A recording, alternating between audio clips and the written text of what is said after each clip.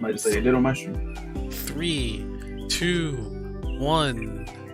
Good morning, everyone. And after what could be said 3 restarts, 2 tries, and a bunch of annoyance, I can finally sit down in this apartment and actually chat. Mo. Oh. What? I said konnichiwa.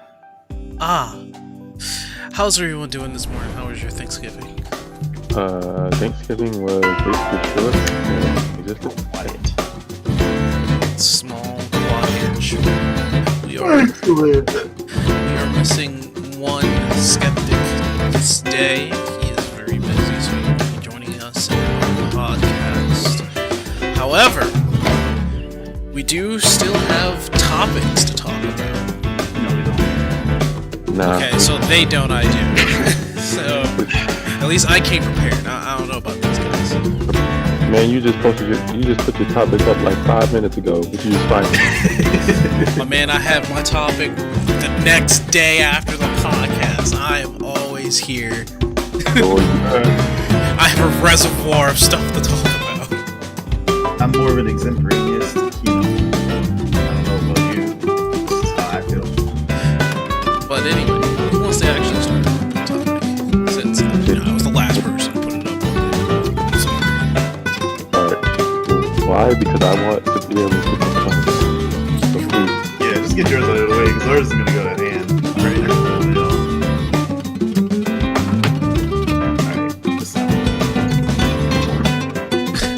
Go ahead, Riddick. Well, I want you to start. Oh, you want me to start? Our topic's already in. My topic's in the group too, you know? Yes. Do you not see it? Get on it. But okay, I'll get on it. So, as I've complained, I think in the first podcast, I complained about the fact that I could not get a PlayStation 5.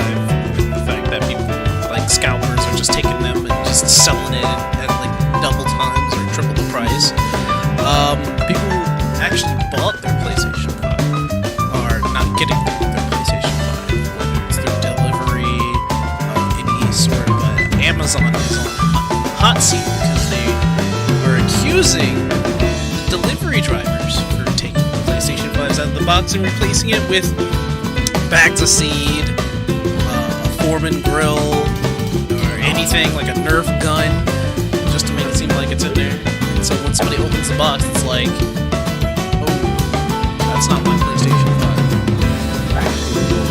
I actually heard about that. Not from Amazon specifically, but like I heard that people were getting, heard last week that people were getting PS5, the lucky ones that did order and their PS5 box is not PS5 on it. That is unfortunate. But you saying that what you just put up on the stream, PS5 accusing a delivery driver of stealing and firing them for it, I'm just like, so where's the proof?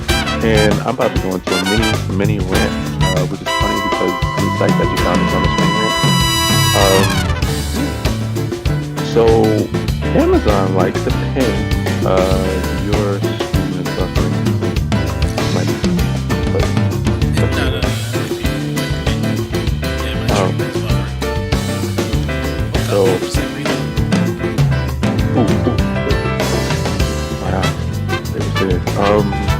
So Amazon has a problem with pinning stuff on people that they didn't actually do, and we'll go with mine.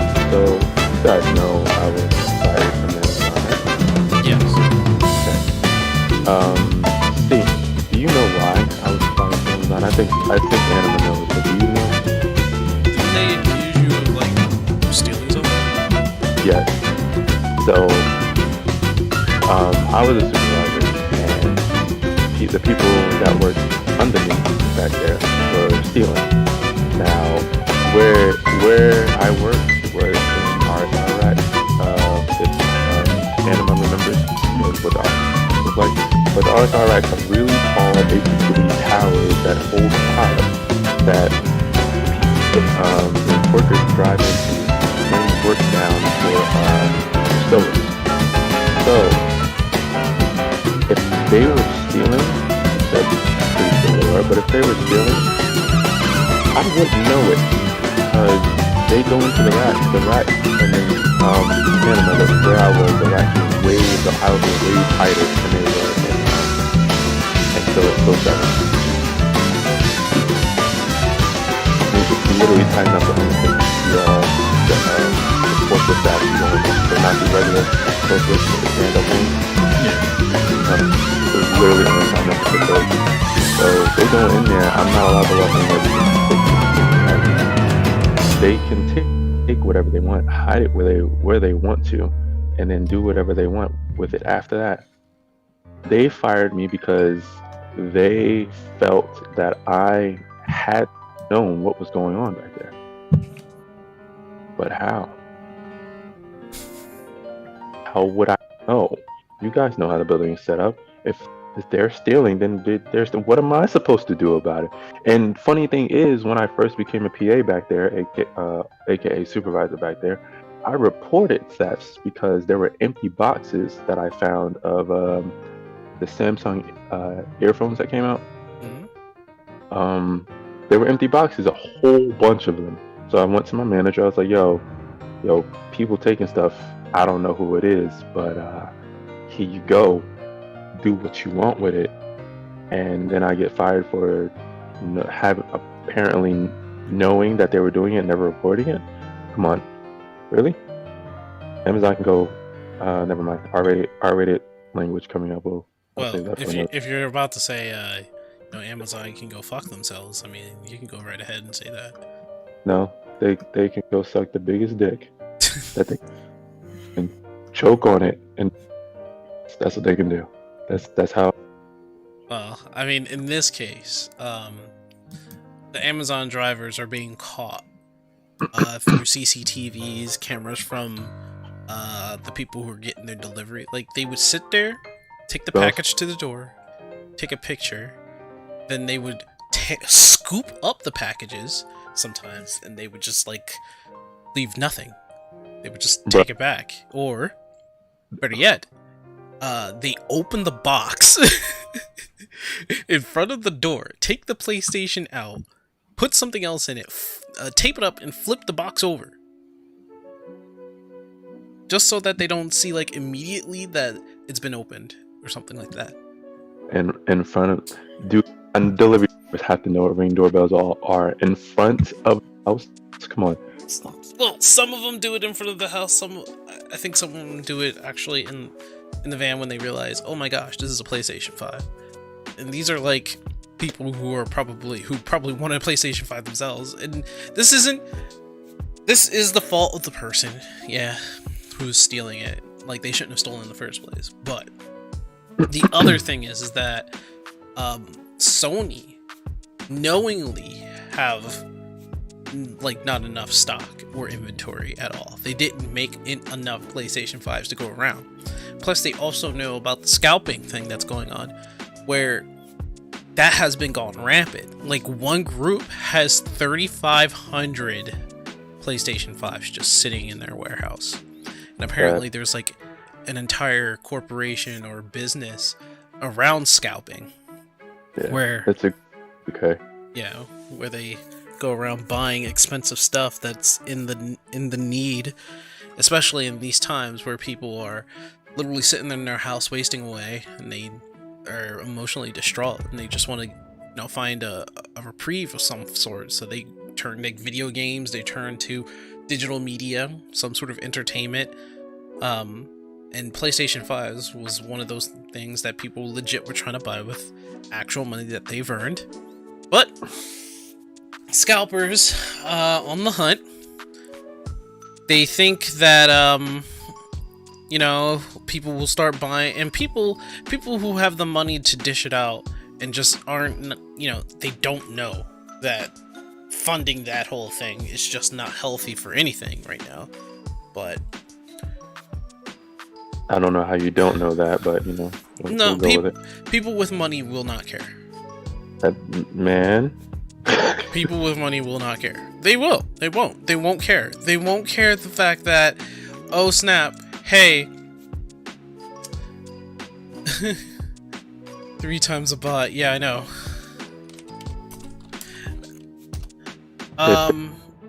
If they want to stop spending that amount of money for something that shouldn't be that amount of money, they better to care. Even if they don't care about other people, care about yourself at least. I don't know. I already weighed in on this earlier. I'm not gonna go into the whole people with money issue. I'm not. Okay. But I mean, in this case, we're talking about a PlayStation 5. We're talking about people who actually are trying to buy it, but a bot that clicks at the speed of lightning is able to confirm, buy, take. The inventory goes to them. Which to in the itself, people. I will say that. But go ahead. And they're like doubling the price from like 500 to like 1,000, 1,200. I've seen 2,000. And Sony put up like a thing on Twitter, and they put up like a sign that says like, "Hey guys, the PlayStation 5 is flying off the shelves, and we're thankful for all the people buying." And we're like, come on, like you don't know that there's scalpers coming out of nowhere and buying up your inventory. You're getting money from the scalpers. You're not getting, like, nobody here has a PlayStation 5. Well, Hold on. Some people have gotten their PlayStation 5s now. Not everybody's just kind of like out in the dark, but I will say that, like, I get it. The idea is that they're not going to focus on the scalping issue without a solution. People are going to be like, well, what are you doing about it? If they don't have a solution, then why would they even bring it up, you know? We know that. They have a small solution. It was announced recently. Oh my god, it's a lot of damage. They announced recently that I think we're over 15 minutes. I think you haven't been timing, but that's because I've been watching the clock. But... Okay, cool. I think they know and have a small solution because they announced recently that they're going to try and have more units by Christmas. Like they're just more units. So. I don't know if that really solves anything. It can't. So they can't deal with the scalpers themselves. So the only thing they can do is put out more units and make it available to the public. That's really the only thing they can do. At that point, it's a matter of catching the IP addresses that are buying this stuff. But they need to prepare for that. We all know how Sony is when it comes to hacking. Not necessarily the best, but it would wind up having to be a process for them, is what I'm saying. So I think they have a solution coming up, because if they didn't care, they wouldn't be making more systems. Because that's not necessarily a loss of money for them, but it could wind up being a loss of money for them. I'd say it's more of a loss of money for the game developers. If people are not getting PlayStation 5s, then there's no point in getting the games.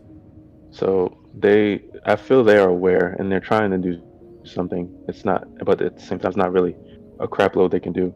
I think we'll have to just wait and see, because if they do make more units and people start actually getting their PlayStation 5s without scalpers buying it all up, then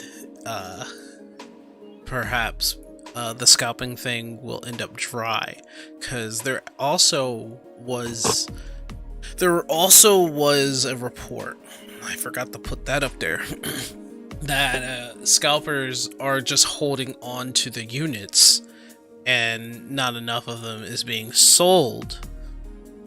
But like there's like a whole group out there that's like holding on to PlayStation 5s, and they're just like hoping for by Christmas or even by around this time people would start, buying the PlayStation 5s off of their website.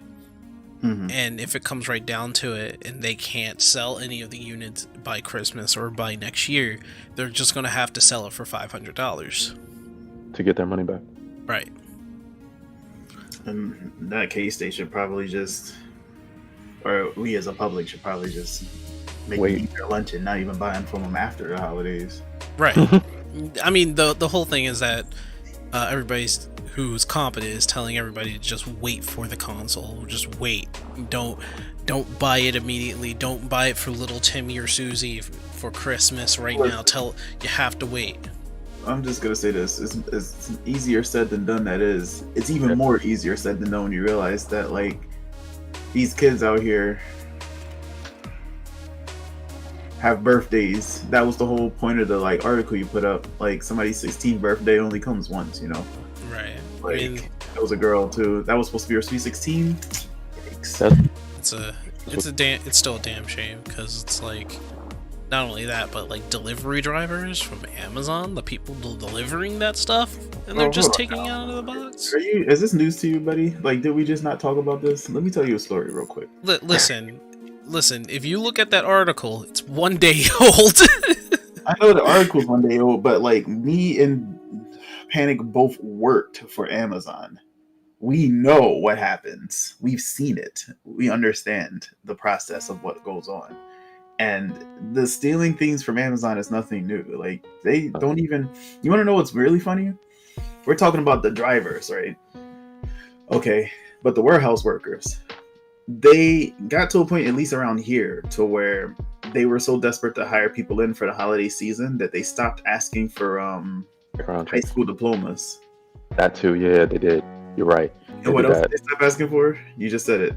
Background checks. Background checks. So we have people who didn't even finish school potentially and don't have their background check going into these warehouses to work for the holidays temporarily, as if their job is at stake. Come on now. Like, you're just gonna get some people in. You're gonna get a lot of people in actually that are kleptos, that are just not even, or can't resist the temptation, or are there for that very purpose, is to try to get up, steal something, do whatever.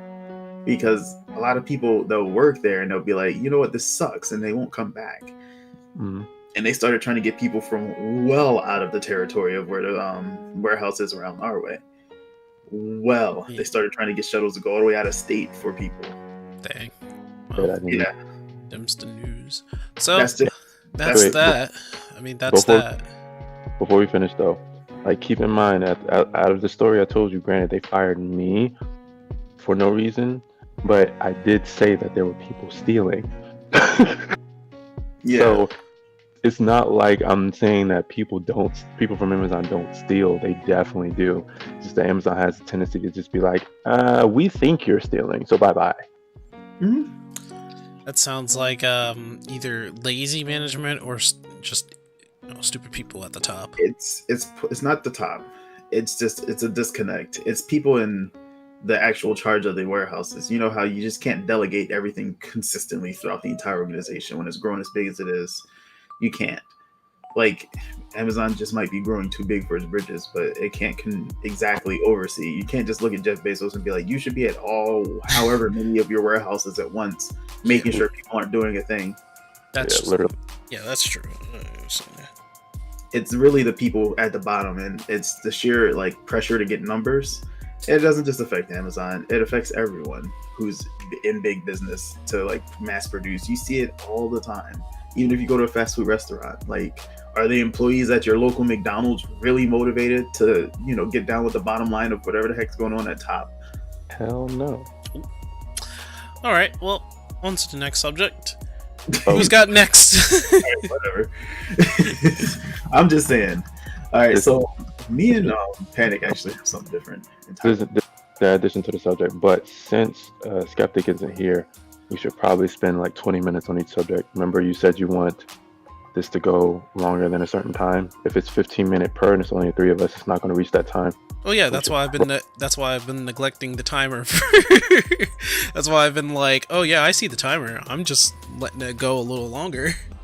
All right, cool. Just want to make sure. Yeah. Mm-hmm.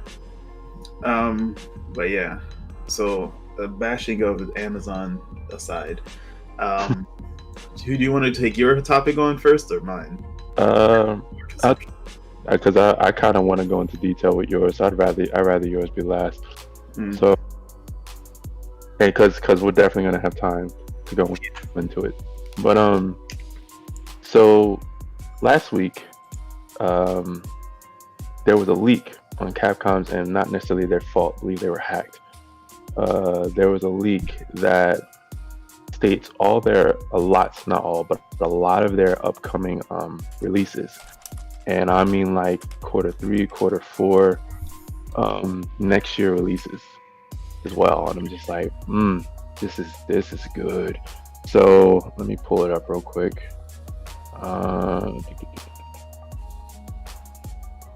So the list that's on here that I'm just gonna name the ones that catch my main eye. So Resident Evil Outrage, Street Fighter 6, which we knew was coming out anyway, Rockman, which we all know is Mega Man,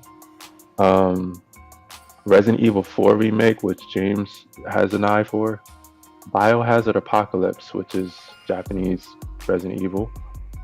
I don't remember what SSF is. Super Street Fighter. Oh, okay. Then there's that Final Fight, which Anima pointed out, and Power Stone. Power Stone remake though. Oh my god! If I'm looking at this, okay. So Power Stone remake is absolute amazing. But I'm seeing something very stupid in here, and I guess that's very Capcom of them. But Resident Evil Outrage, that's pretty cool. And I'm guessing it's a different team doing Biohazard Apocalypse and Resident Evil 4 remake, which is something that a lot of people are going to agree with. However, I'm curious about 4 remake because I'm just like, so how are they going to remake a game that's already has a good foundation and it's like, already good looking? All you have to do is polish it. So you know something? I know exactly how they're gonna do it. They're gonna update the controls. They haven't aged well.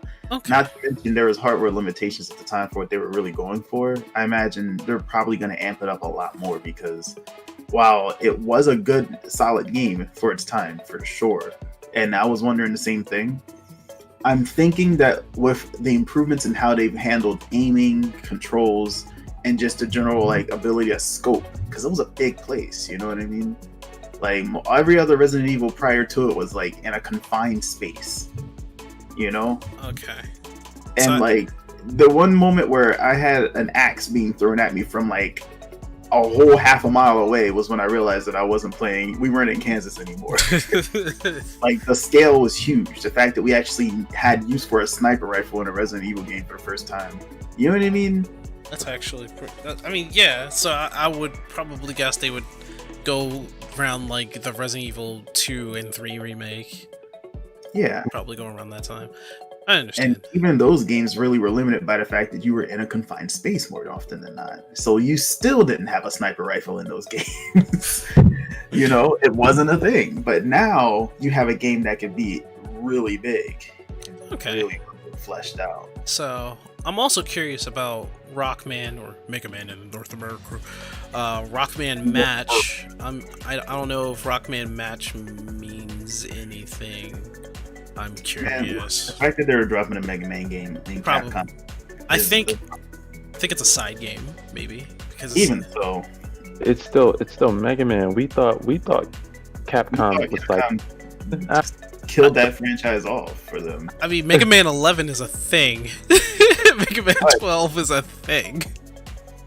I don't care. They didn't really bring them back, did they? Did they? They kind of did, because the latest Mega Man was really good. I like that Mega Man.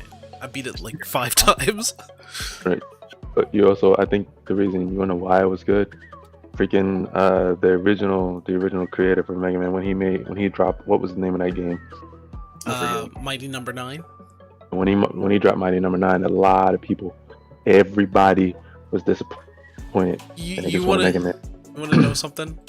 When he dropped Mighty Number 9, Capcom was just like, "See, you can't do it without us." And he's not. Go back? He's actually not the head director on display for that Mega Man. He's hidden.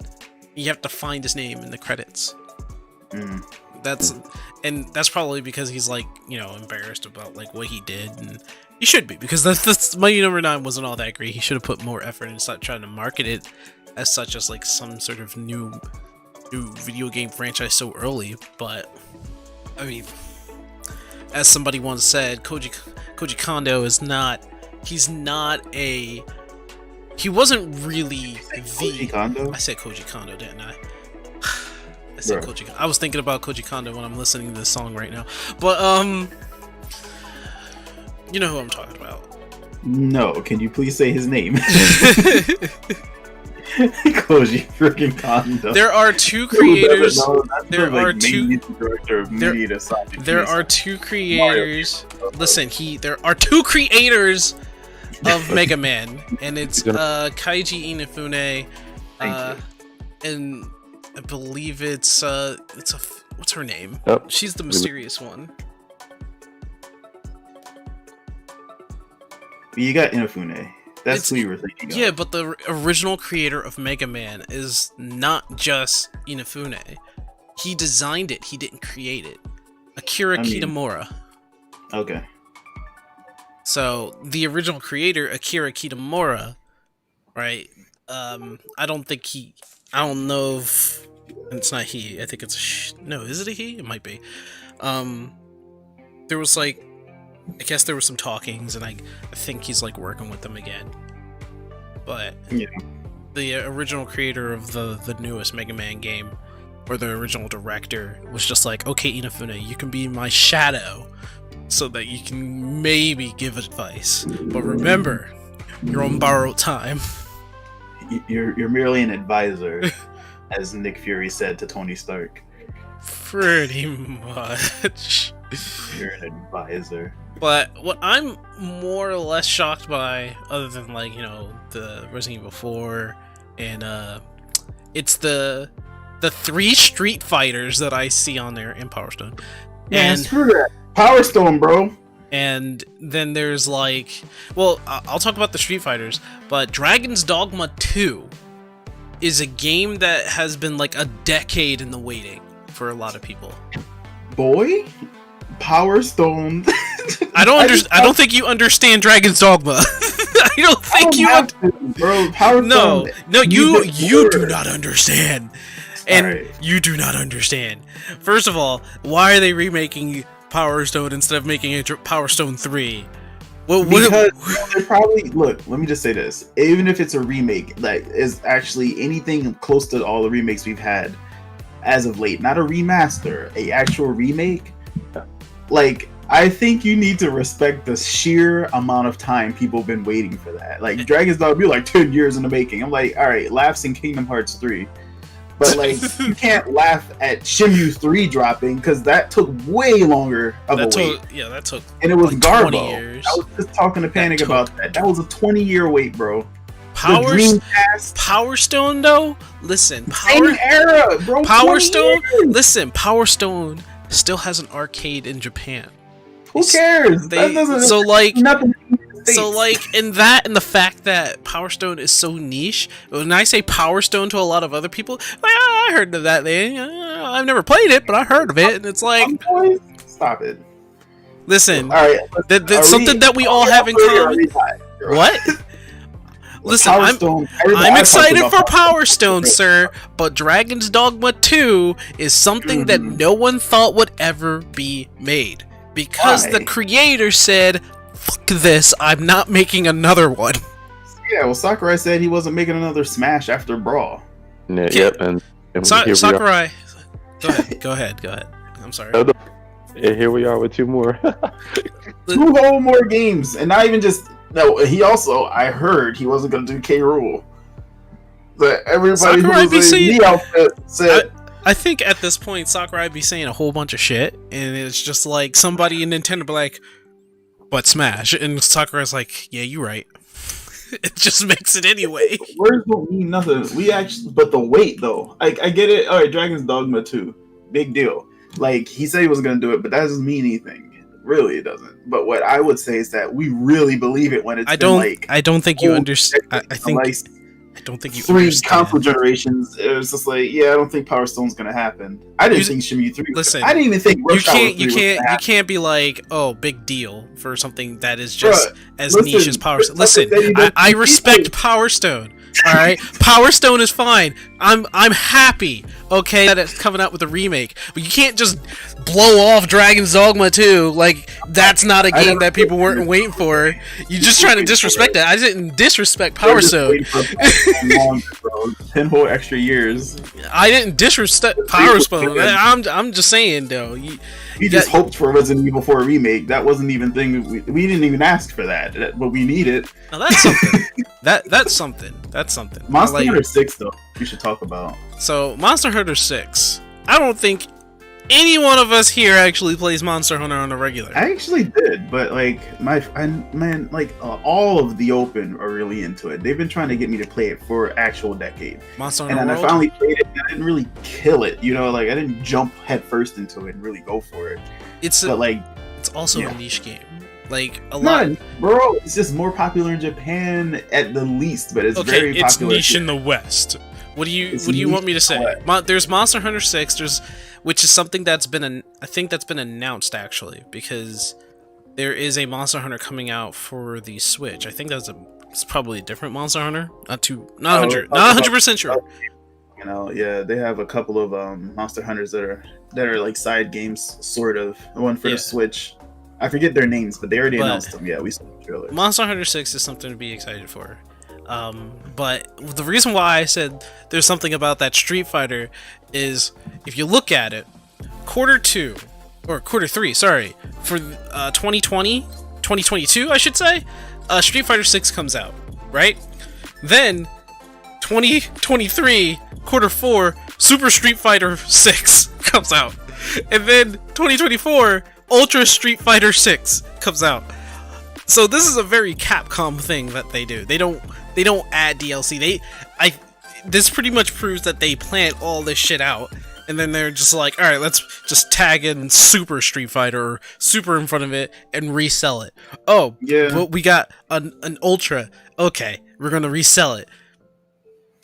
Look, you already knew that was gonna happen. First of all, second of all, they're gonna keep buying it, and the community's trying to tell them not to do it. But you know, we also have a Platinum remake coming, and people are gonna buy it because it's Pokemon. Even though Game Freak literally just broke everybody's hearts. You didn't like Sword and Shield? Did I play it? I mean, did you play buy it? Did you? I'm not supporting that nonsense, bro. Like, it's not about the franchise; it's about that particular game's lack of effort. And you know what? I felt it in Sun and Moon too. Yeah. It fizzled out at the end, as if they ran out of time. They got lazy towards the end. I know it because the game completely lacked end of game content. It was a very linear game. And while I did enjoy, getting back used to Pokemon and doing something other than gym battles, I will say that like the game did not deliver towards the second half. It just didn't. Yeah, so I think. And like, while they're still making up for it, and I'm not even care about the whole Pokedex or Dexit. That was what it's called. It's really more about the fact that like they're moving so sluggishly along, and they're charging more for what essentially is really just the same thing. Like just because it's on the Switch console. Yeah. It just wasn't. It wasn't really worth it to me. I'm not spending my money on something like that. It did sell, but who the heck like is gonna tell somebody to not buy Pokemon because of consumer? Yeah, whatever. But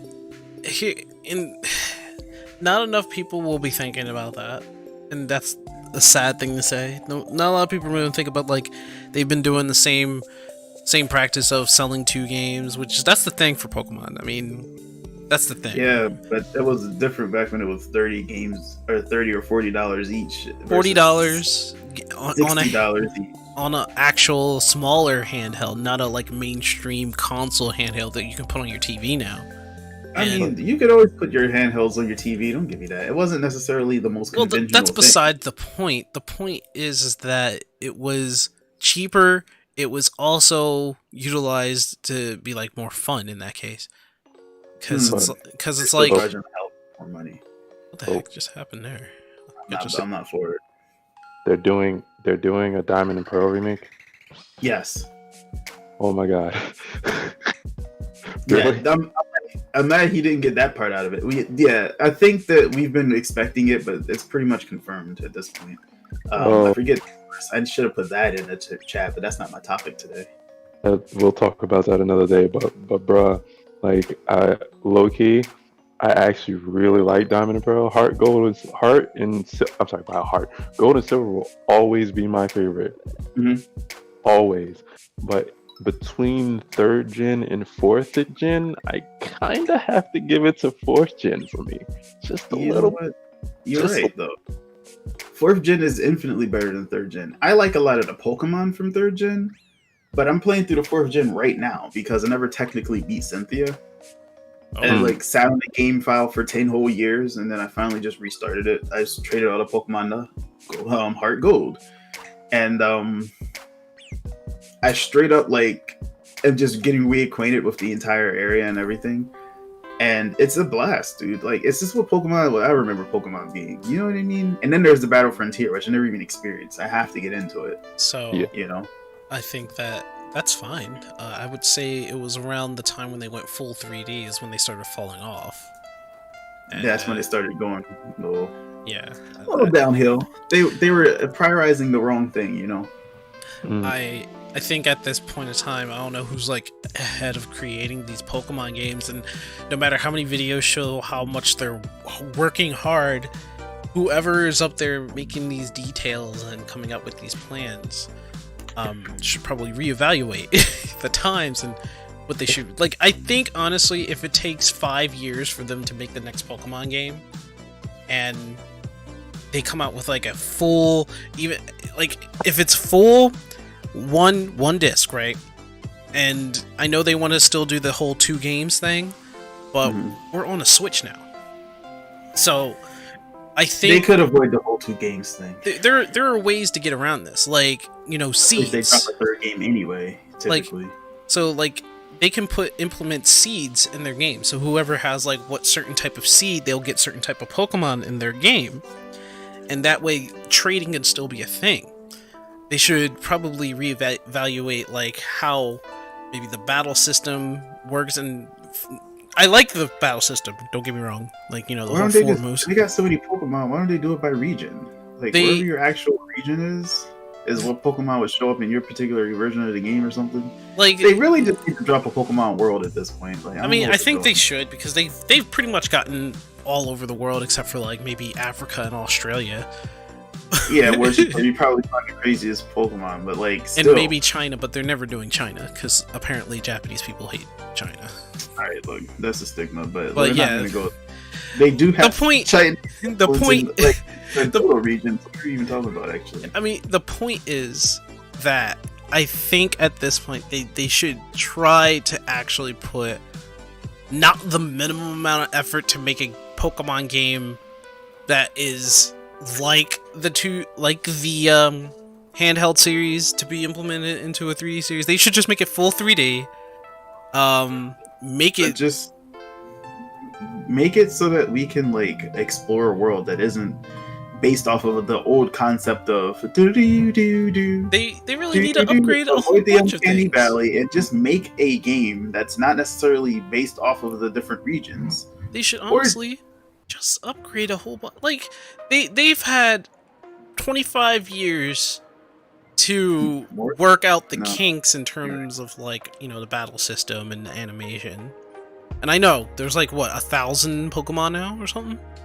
They don't need more. Like, I know they don't need more. I know they don't. They need to give it a break. Hear me out. I'm so sorry. Hear me out. I'm going off of what Anima just said, but at the same time, I've always felt what I'm about to say right now. Please, just make. And we're on console era now. Please, just make a game that has all the regions, so we can go to. Like you did good with the open world that you just released. Right. Let us go to all the regions, please. Too much work. Yeah, just like no, it wouldn't be too much work. It wouldn't be too much work because they have the resources. Now, if Skeptic were here, he would interrupt you right there and be like, "I don't want to hear that," because for a company that makes as much money as they do, they have more than enough resources to make the game. True. They just don't put in the work. I was being half-hearted. You don't have to take that seriously. No, that would be. Totally, he would have basically took over that whole conversation right then and there. In his spirit, I'm basically telling you, no, I don't want to hear that. Like, that's too much work. We can't do it. No, I understand that. Like, I've been saying that for a while. You got a segue. Yeah. I've been saying that for a while now. So, like, hey, can't we just have like all regions in one Pokemon game or something like that? If they're remaking all of the regions into games anyway, why don't they just go for it? Like, they could just make it so that there's not a huge freaking, oh no, here's another villainous group of people plot. And you already know that I'm gonna bash on Pokemon inconsistencies all day long. Like, why does every single region have a major crime organization? Right, and but, I know it's fun. They could do in this one where they make all the regions accessible is let there be one head guy that's been in control of all these organizations this whole time. That would be You know what? You know what? Each organization on different regions, even the ones that weren't supposed to be in a region. So like Kanto region, you're fighting Team Aqua or Team Magma, and in the freaking Kanto region, like what are y'all doing here? Exactly. That would be actually pretty sick, because they've consistently persisted this whole entire, we got team this, team that, team, like, a part of what league is this whole entire team system going on here? Where's the criminal Pokemon League at? I want to actually be, you know what, there was a big idea that the internet had that we should play as the Grunts. There should be like a team or a criminal Pokemon game where you're that funny person. About all that would be amazing. I would totally do it. You know what's funny about all that? So the idea of working as a grunt has already been done in Pokemon Coliseum 2. Or no, Pokemon Coliseum. No, that wasn't it. It was a rogue. The main character, though silent as he is, was actually part of the criminal organization. He just betrayed them. Ex-soldier.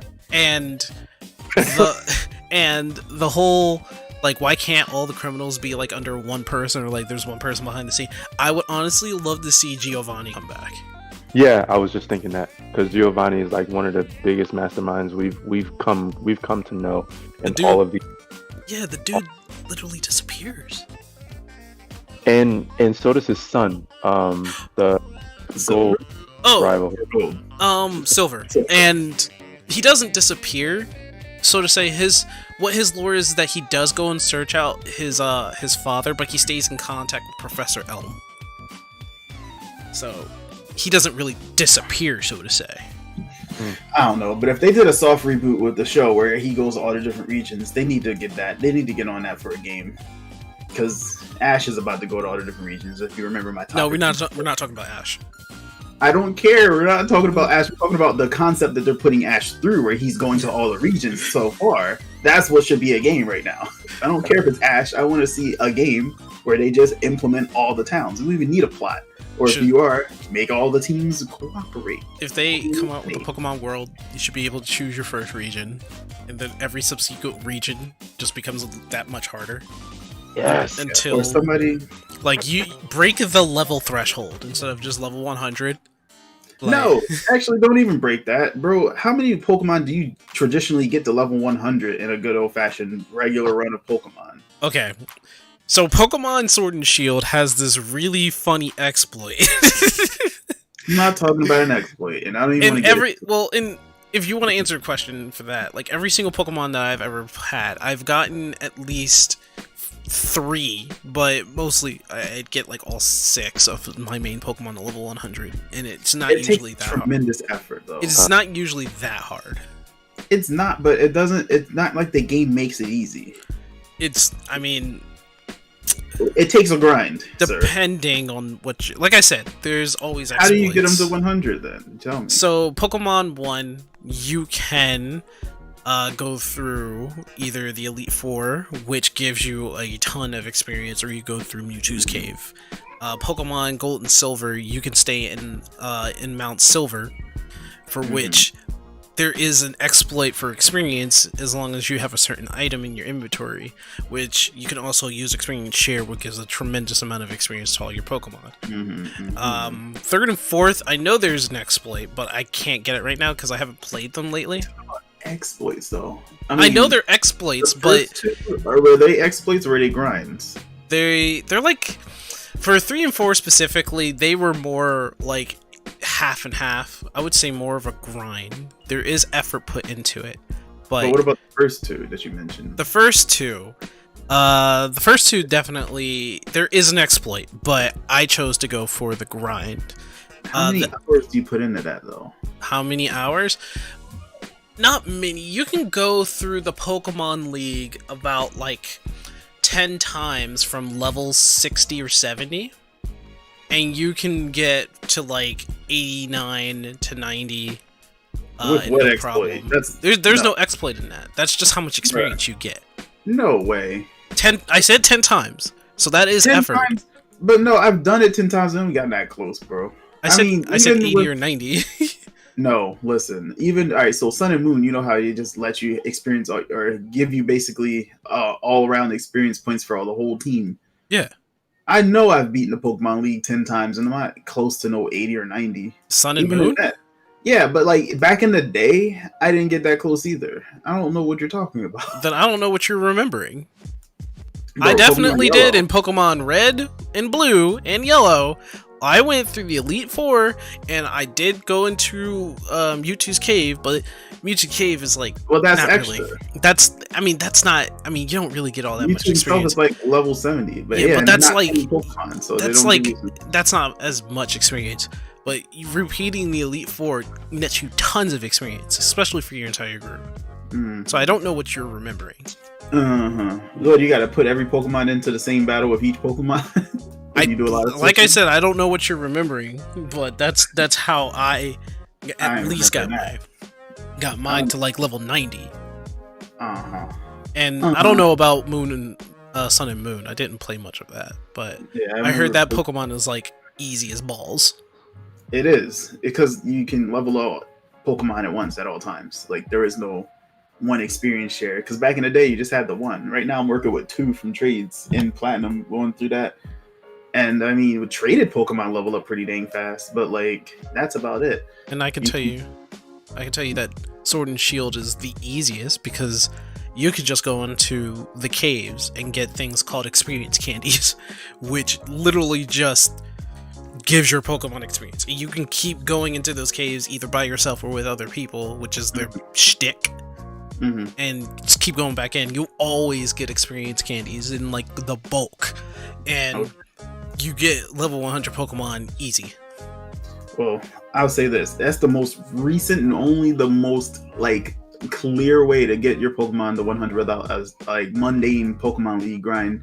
Because I'm just saying this for my own personal health. If you want to exceed the threshold, I don't think many people, and I'm talking about the not like super committed gamer, you know what I mean? Like the person who's out here trying to build teams from sheer amounts of breeding, trying to get the exact IVs before people knew what IVs were. I'm sure there's a ton of people who don't even know what Pokerus is still.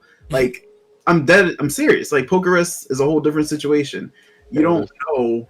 No, that's People really would never make it to 100 in a typical run. You don't have to. I understand that, and So that's you don't have fine. to But the if 100, in my opinion, you just can't get more Pokemon to 100 if you have a longer game that just gives you more opportunity to fight more trainer battles. I'm just saying, if they're going to put all of their regions in there, then level 100, level 100 is fine. Level 100 can be gotten. 100 I'm Pokemon saying that if you're going through all the regions, dude, out of 1,000, out of like, I don't know how many regions there are now. 8. 8? Okay, if there's 8 regions, right, and you can get by the end of the first region, right, you're at level 50. How much do you think you will grow in the second region, and then the third region, and then the fourth region? If you want to raise different Pokemon, I mean, at that point, you're just incentivized to raise more than 6 Pokemon to 100. Like you just said, 6. Even the original game, 150. How many Pokemon do you want to be able to use? But I don't know. I don't know if people will want to go ahead and just be like, all right, reset, go to the next region. All right, reset, I don't go blame to the them next for wanting region. to. I mean, there's a whole bunch of different Pokemon. You Actually- can raise a lot of different Pokemon. It's kind of what Gold and Silver did. Remember when you first got to Gold and Silver, the first 2 towns were like level 10, level 20 Pokemon trainers. Like you could have bought a brand new Pokemon, especially since when you catch new Pokemon, they are a certain level. They're not your level, and you can Mhm. use newer trainers to train up those Pokemon. That was the whole point of that. So when Exactly.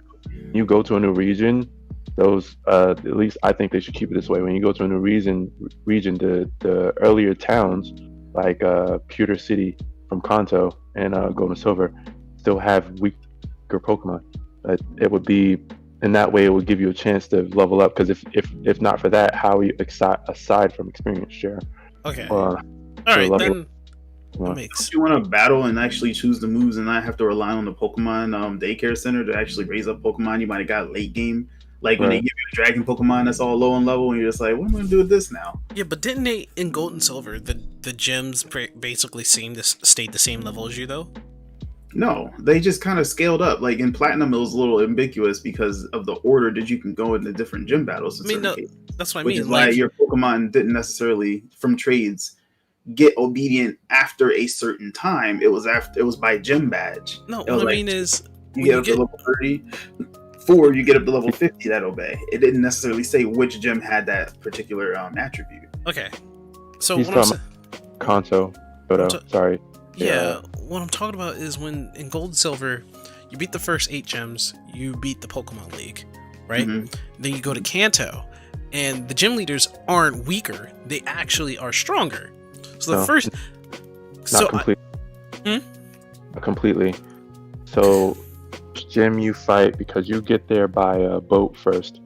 The first gym you're able to fight it's is Lieutenant Surge. he wasn't on the level of the 8th gym. But when you got to him, he was a little lower. Not by much, but he was a little lower.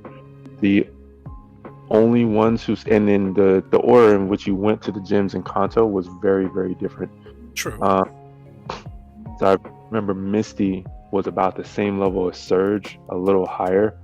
But after that, I believe the levels of the gyms start to go by how Kanto used to be. So like, with the exception of Erica, I think Erica was in her 30s or 40s. But other than that, everybody started going by after her. Everybody started going by the same level. And then they eventually did get stronger than the region's because Johto's leaders, I but they did still scale back a little bit. I do particularly remember that after I think the 3rd gym in the Kanto region is when they started appearing to be higher level than your Pokemon. Yeah. By the time you reach Blue, he's still an asshole because he used the mirror room trick, but he was pretty much like, if not just a little bit under like Red's level. Yeah, but it's the champion of the league for Kanto. So the Kanto Elite Four is stronger. No, it's the same Elite Four. They share the same Elite Four. But in levels? No, the Elite Four for Johto is the same for Kanto. I thought he took Lance's place. No. Because Lance was traveling. No. He didn't. And I Koga's will say also one of the Elite Four in there too. Who? Yeah, Koga's an Elite Four member somewhere. I don't know if it's Johto or Kanto. Yeah, he is an Elite Four member. Yeah. Four though. Go ahead. Blue took over for Giovanni in the 8th gym. Okay. So 8th gym, Blue's the one that's there. Right. Lance winds up taking back his mantle. I don't think because he beat Blue. I think Blue just stepped down because of what happened to Giovanni. And Lance, you wind up having to be in the Elite Four. The thing is that there was no Kanto Elite Four. After you got the Kanto, the reward for going through Kanto and beating all of that was getting to Mount Silver, so you could go to Red. So it was Johto Elite Four, Kanto, Mount Silver.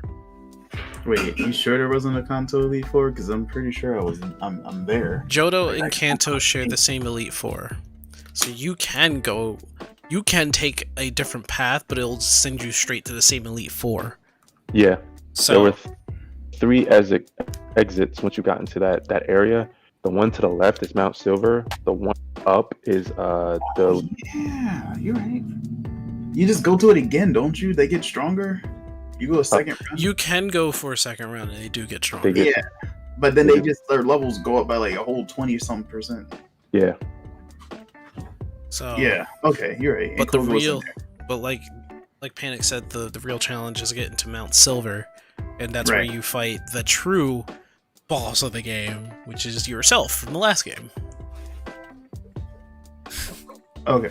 Well, either way, I do know that they give you weaker Pokemon in certain areas that are wild that you can train up that aren't as strong as your current Pokemon. Like, you're not just rolling around fighting level 30, 40 Pokemon. Right.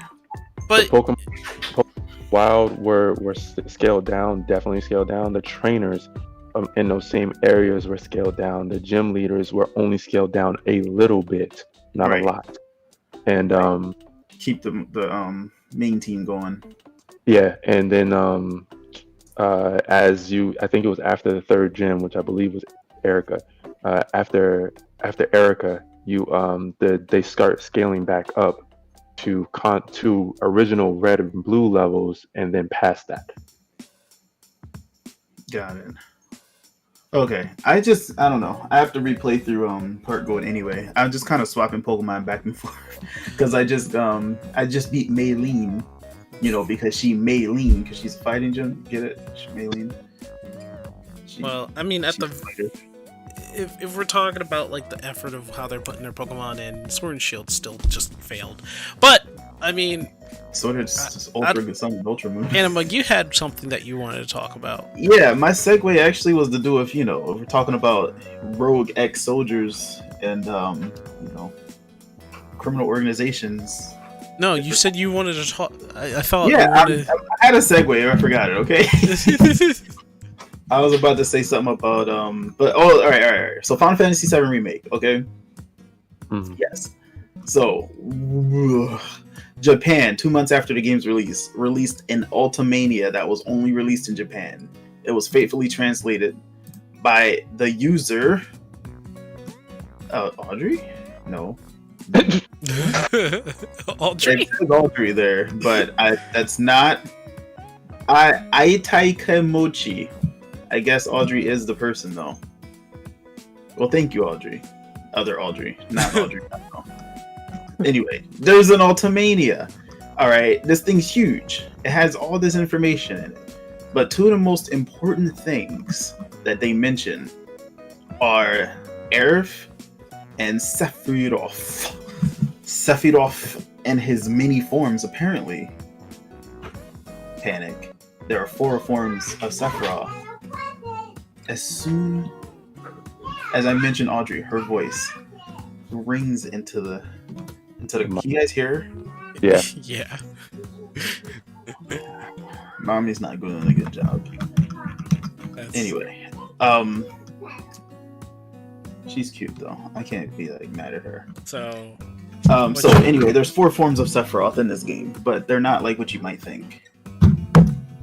The only actual Sephiroth that we see in the game who's an actual Sephiroth, who's really Sephiroth, is really the one you fight at the end, just in case you didn't know. No, I figured it out. I figured that, yeah. But the other stuff is kind of like relevant. Hold on a second.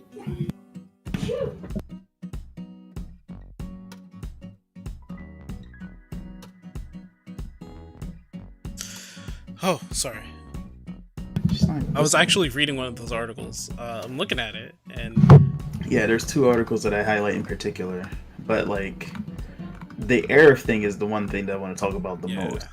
What does Aerith know? Right. So, Panic, do you want to lead off onto what you were thinking about, and then we'll go into like Maximilian's theories?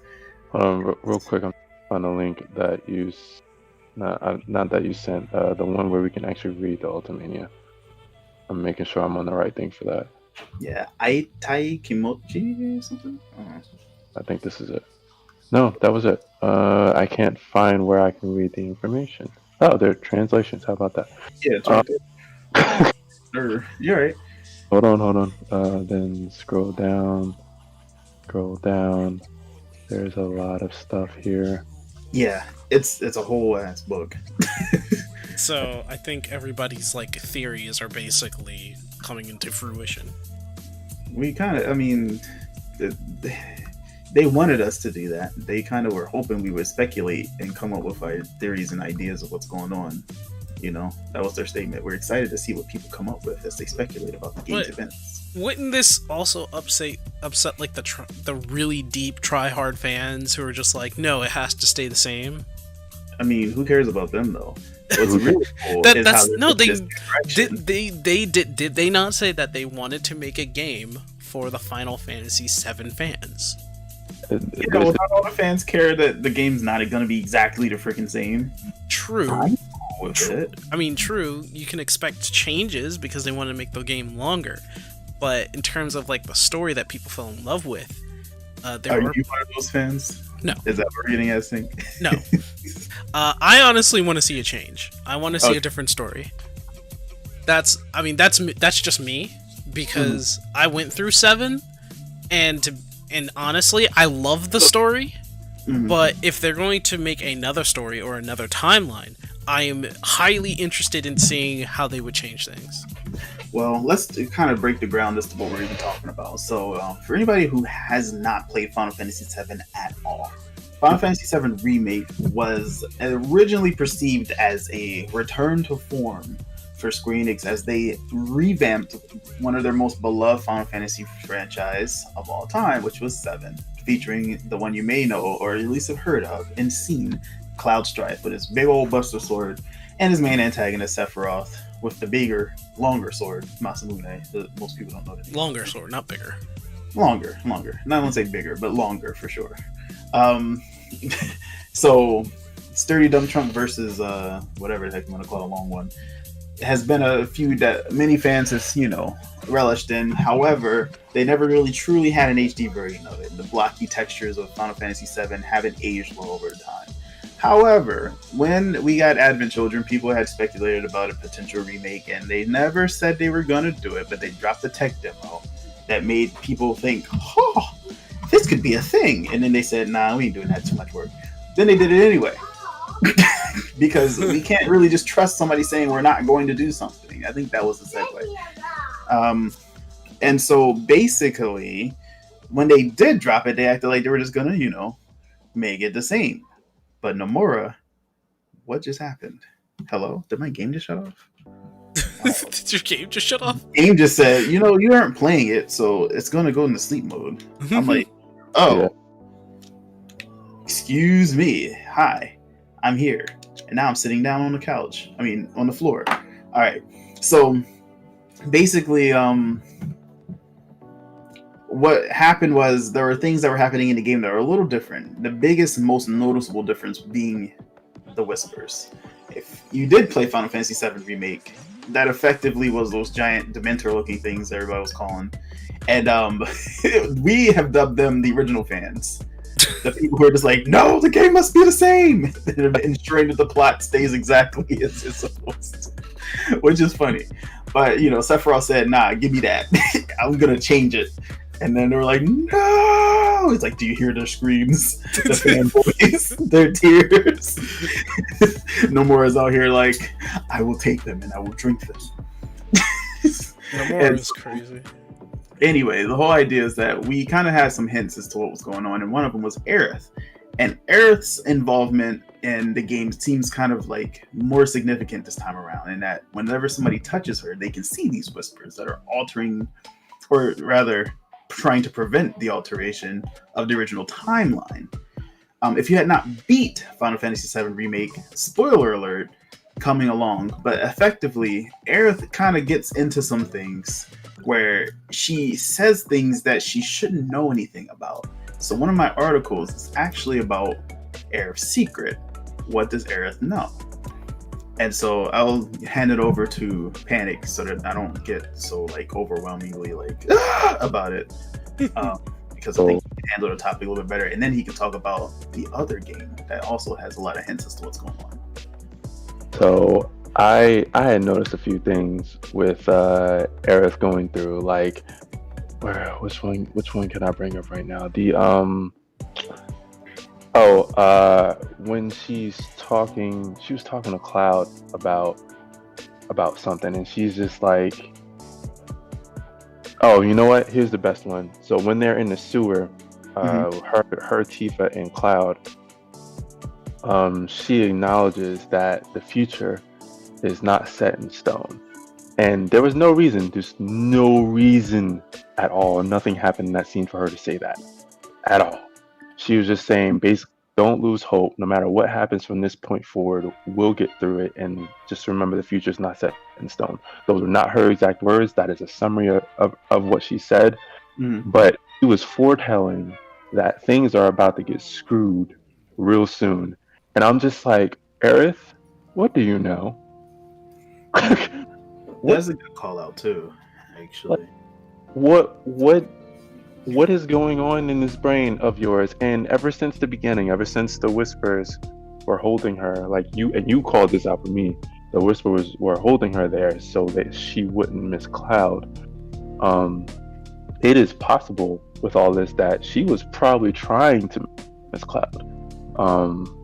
Now that we think about this, because I'm just like, how long has she known whatever she knows?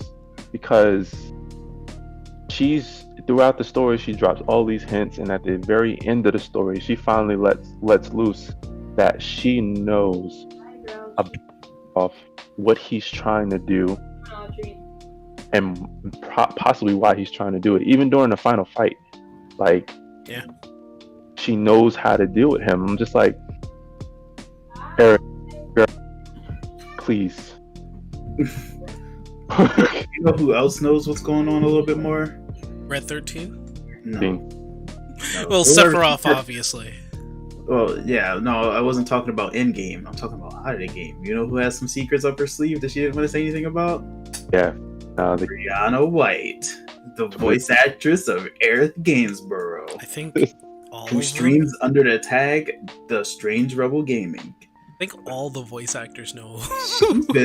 Well, I know, but like, she's the one who has, very prominently streamed the game. And there were certain moments where she also hinted at knowing something that Aerith knew, and that she couldn't say anything about, didn't want to say anything about, saying, isn't that interesting? So she's kind of highlighted certain moments herself. So, But I'll tell you this, Panic, it wasn't that she was trying to miss Cloud. Who distracted Cloud from his original path in the first place? Do you remember what happened right before he ran into Aerith in the remake? That was out of the ordinary. who did distract him? I don't remember. Because he escaped. Sephiroth was there, yes. He was in the alley, so that should have never happened. Yeah, But- that was a whole illusion that he put him through that showed off Nibelheim. Remember? Oh yeah, the Nibelheim incident. That was early as hell. It also, the music there, really super extra sensory, by the way, had a little bit of the score from Advent Children in it. And that was very intentional. I mean, I'm not gonna talk about what people are theorizing, but I'm just No, that was the legit thing. I'm saying that Oh. we all know that both Aerith and Sephiroth know something that obviously they know, and they're not gonna say until like maybe later on. But Aerith did like a whole 180 on her personality at the very end of the game, where she was like, bubbly and so kind-hearted and being a better Aerith. Well, maybe she was confronting somebody who she knew was like, not about it. I mean, in the very beginning of the original game, they don't really know who Sephiroth is or what his intentions are. Right. Well, I mean, well, okay. does, but not really, because he's Cloud and Tifa do. Well, Tifa doesn't say anything. Right. Cloud is unreliable narrator, and Tifa is the secret holder. No, because oh god, what's happening? Yeah, Design hasn't been responding. I said something and he didn't answer. So. What the heck happened? Design. You need to. I think. There we go. Yeah, something's happening on his end. All right, well, let me just say this. Maximilian was in belief that Sephiroth, first of all, is Sephiroth from the future. I mean, that's what I'm saying. I don't know if we want to talk about those kinds of theories as of yet, Because you might be right, and you might be galaxy braining this. It's still I happening. am, but it's Max Bennett who really kind of catapulted the whole situation, because he said, you know what? It was in the very first picture that they gave us that has Sephiroth and Cloud in it, where he has his one wing. And even Skeptic was just like, I don't know what you're talking about when I said this, but I was like, he didn't get that wing until Advent Children. I mean, yeah. And I think that was, I mean, nobody really got those hints that, maybe they're from a different time, Well, then I don't know. Still happening. Leave the call and come back in or something. I don't know what to tell you, man. He said, leave the call. I don't know what to tell you. I mean, you ain't gotta be like that about it. He's just trying to troubleshoot, man. There you go. There you go. I was trying to charge my headphones. Apparently, they're freaking out right now, which is weird because I did that the first time around. So I think I might know what the problem is, but I'm gonna deal with it for now because we're not gonna be on this for much longer. Okay. Real quick, sorry. I heard most of what you guys said. I just need to point something out. Jane, Anima, when you had mentioned that he was from a different timeline, I was like, yeah, you were probably right. And then something happened on this game called Opera Omnia, which is a mobile game. It's a Square Enix game. It's all the Final Fantasy characters in one. People may know what Dissidia is. It's basically that, but on a wider scale. But it's more RPG than it is fighting. And in the story, basically, these characters are brought back to a different world, a world of reprieve. And in this world of reprieve, it doesn't matter if they've died previously or if they've been alive. They're at their end-game states, most of them, at least. Yeah, most of them memory-wise and strength-wise are at their in-game states, which means if these characters, bad guys, have died, they're brought back to life and brought to this new world. And remember, having died. The reason I'm bringing this up because there's two reasons. Sephiroth knows what happened to him and in the world of Final Fantasy VII when he's brought back to this world. And in the game, I've sent you guys pictures. This wasn't recently that I sent you pictures, but I sent you pictures when it came up in the story. In the game, it is said that when whatever we're dealing with is all over, it is possible that we can go back to our world in whatever timeline we want to. So we can go back to with our current state back to before everything went to hell and mold it however we want because of our current updated knowledge. And I saw that and I was like, Anima, oh my god. So that was huge. That is huge. That also goes in the line of like the void theory for Final Fantasy as a whole, because I don't know if you know this theory, guys, but Final Fantasy has this thing where everything started from from Final Fantasy 1, and how it started is the first hero from Final Fantasy 1 is the same person who's the Warrior of Light in Dissidia, but he was born in Dissidia, who was created by Sid, who comes from Final Fantasy 1. And because of the interactions of the Warrior of Light with pretty much every character and cast in the Final Fantasy series, he had a bit of an influence, which also him having an influence over the gods as well, because Cosmos did a lot of the things that she did because of the Warrior of Light and what he did. So, which I want to point out real quick, I'm sorry, Cosmos is a way better god than Materia, but continue. We know. we know. Materia, Cosmos made Materia and Spiritus, which, nice of her, I guess. But if Panic, what you're saying is that the Sephiroth, and anybody, right? But Sephiroth and Aerith may actually have connections from Dissidia to Final Fantasy VII Remake. Yeah. That would be mind-blowing. Yeah. and go ahead. What I think it really is it might not be Aerith, but I think Aerith is getting a bit of help from the planet So I think Sephiroth. I absolutely think Sephiroth is the city of Sephiroth. Absolutely, because that was pointed out like way too clearly,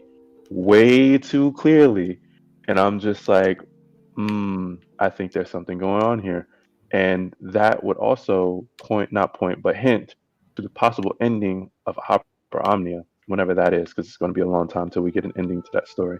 But yeah, I think Sephiroth in remake is the city of Sephiroth, and he knows what's going on, and he's trying to do whatever he can to change it.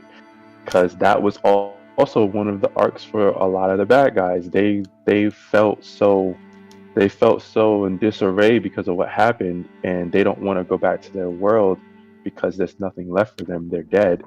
They want to change whatever they possibly can in the new world that they're in. But once it's revealed that they could possibly go back to a time before they died, and with their current knowledge, then some of them calm down and just work towards trying to deal with the conflict. And I'm just like, and also, I'm not sure if you've gotten up to this point, Sync, but there's a point in which Sephiroth, like, he starts to become stronger than the two gods, like because of the conflict in Arc 2. In the story, he started to take advantage of it, and he got to a point where he's stronger than both the gods. Yeah, and that's a problem. I got to that point. Yeah, I got to that point, and it was ridiculous. But I'm like, yo, that's Sephiroth. That's Sephiroth. Exactly. He would definitely do that. But I remember also that Spiritus didn't really do anything about it. He just let it happen. That was until he did. You're right. He didn't do anything about it until he realized Sephiroth was threatening the world, right? Like their current world, and he was like, "Nope, can't let this happen." And I have to hand it to Spiritus. I think he's stronger than he lets on, because he definitely just banished Kefka into another dimension, just left him there.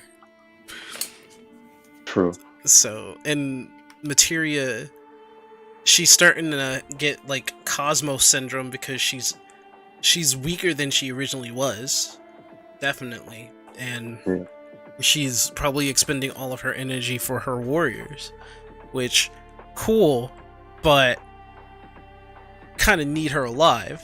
In fact, I think she actually died once and was brought back by Spiritus. I think, if I'm remembering that correctly, because I know Spiritus doesn't come off as a person who, he doesn't come off as like a bad guy. He comes off as a person who wants order, or like he wants balance. He's kind of like Hades in that way, where he's not evil, he just wants balance, and he knows that he needs Materia alive for the balance to work. Mm-hmm. Like, he's never come off as a bad guy, and the only reason why I think he brings any of the villains to the world of Dissidia, which it's called World B, by the way. I didn't know that. Okay. I think it's because he knows that what Materia wants is order, and so he knows to counteract order you need chaos, which is the reason why he brings the villains over. Which sometimes when he brings over a villain, they're not really villains. Like the time he brought over Aranea, and he was just like, just go do whatever you want. And he was like, okay, I'm gonna go join the good side. See ya. And that one dude from Final Fantasy VI turns out to be broken anyway. Leo. Yeah. And he turns out, he was like, even though he was an enemy, he's actually a good guy. That deep down. Right. And he just joins him anyway. Is too, though, in the low. Golbez? Who? Yeah, Golbez. Yeah, same thing with Golbez. Yeah, Golbez just has like a problem because he has guilt. He has a lot of guilt, and he didn't want to like interfere with his brother. But then his brother's like Cecil's just like, "What's wrong with you? Get over here." It was actually kind of warm to see them two just come in for this hug, Negro. Yeah, it was kind of warm. Same with Jack, but I won't go there because I don't really know what's going on in the game. But I will say this. Jack, back on topic. Not to say that don't want it to be Yeah. what you call it. I was gonna like highlight a few extra theories that kind of lend to what we're talking about, in case you did or didn't know what the speculation was. Yeah. I mean, I think at this point everybody knows like what the Who's theory everybody? is. Well, I'll say this: there's a few extra key details I wanted to mention. Go for it. Because I don't. So like, Panny didn't realize because I was talking about it earlier that Aerith knows Cloud is first class soldier, but like master of all trades. Like she takes his line from the original. I thought it was weird, but I wrote it off as a rewrite. But she plays it off like she knew that and he wasn't sure why, and then she tried to cover it up. And I think that was a hint that she knows, and it was confirmed that that was something she shouldn't have known in the Ultimacia, or the whatever you call it, Ultimanium. And then on top of that, how the more important one, honestly, was how she knew where to find Marlene. Because Tifa never told her about the bar, its name, or its location. Right. But she knew exactly where to go, and she cut Tifa off before she was able to explain to her where to find Marlene.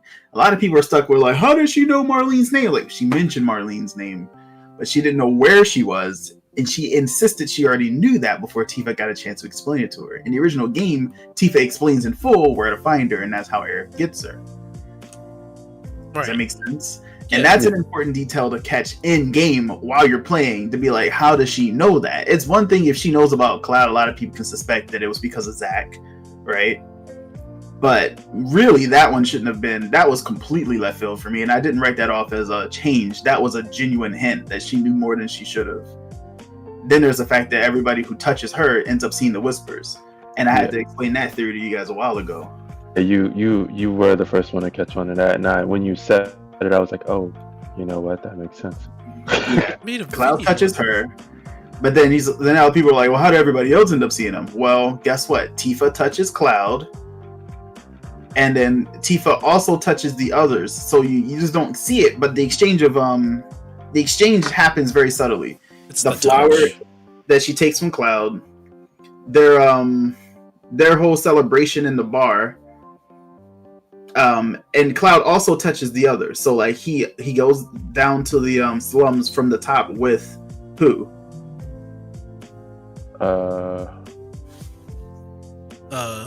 Big Boy. You want Biggs? Wait, Wedge. So okay, yeah. To elaborate, Aerith touching Cloud and giving him the flower also spreads the touch to everybody else who can see the whispers and interact with the whispers. So true. But it's more important that I mentioned that even if that hadn't happened through the flower, Cloud touched Wedge, and so did Jesse,